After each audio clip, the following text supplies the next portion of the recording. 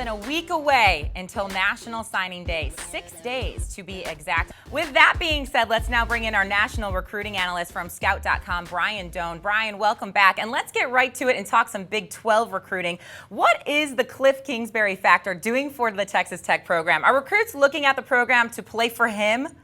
Well, they are, and especially on the offensive side. That's where he's so far made his biggest impact, as a head coach. To have a four-star quarterback committed in Patrick Mahomes, to have a four-star receiver and Ian Sadler, a four-star running back in Justin Stockton.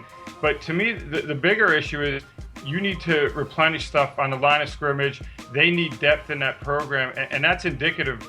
They're bringing in 8 junior college players so far, 3 of them defensive tackles. And when you're bringing in a junior college player, you are not bringing him in the red shirt. You're not bringing him in to sit on the bench. You bring in a junior college kid because you think he can be on your 2 deep and play right away. And to me, that's the biggest thing, where they still need to improve on getting guys at the line of scrimmage. All right. Well, has there been a Big 12 program that's been the most surprising so far as these recruiting classes go? Well, I mean, it's got to be Baylor, which is one of the great stories of college football. When you take a school like Baylor and all of a sudden they have national relevance, everybody wants to watch them play. They're exciting on offense. Art Briles has done a great job there.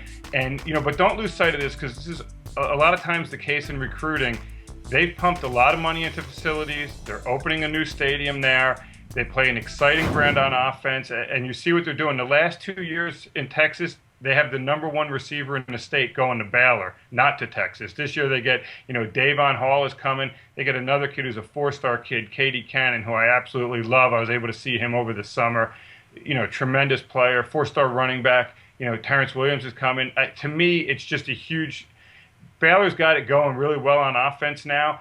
They just need to get some guys on defense who can stop the other team a little better. Let's stay in the state of Texas now, Brian. What is the hiring of Charlie Strong meant for Texas so late in the recruiting game?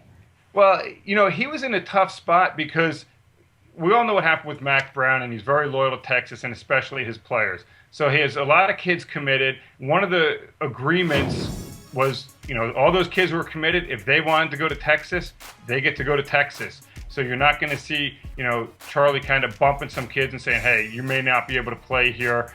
You may want to look elsewhere. So it's kind of, tied his hands a little bit on what he can do in the 14 class. He did go out, he got a 4-star linebacker, Edwin Freeman, who's a really good player. But to me, it's more about what kind of relationships is he going to build in the 15 class.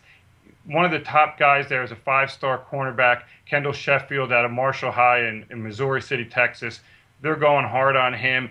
It's more for him about building relationships with the younger kids, the coaches in Texas. And I'm curious, how much success will he have recruiting Texas? Because, when he was at Florida, when he was at Louisville, he made a lot of, he made his reputation recruiting Florida. And yeah, kids will come from all over to play at Texas, but I'm not sure, you can make your living unless you can dominate Texas. All right, Brian, thanks so much for the time. We will catch up with you very shortly.